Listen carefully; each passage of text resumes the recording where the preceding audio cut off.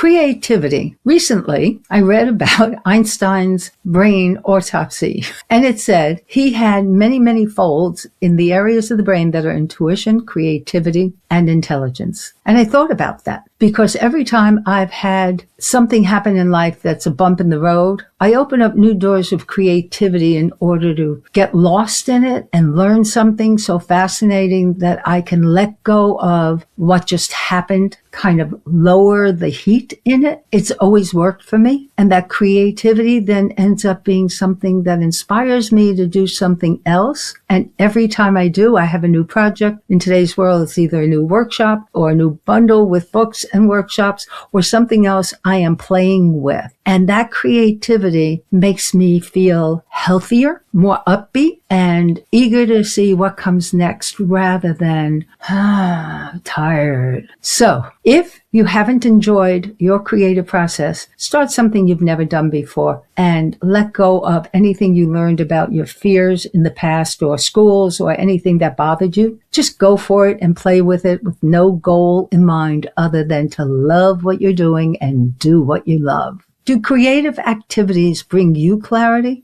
If you are looking to learn more about sculpting your own life with fun, check out my latest publication, Whispers of the Dreambird Journal for drawing, writing, journal prompts, and more. It's at my website.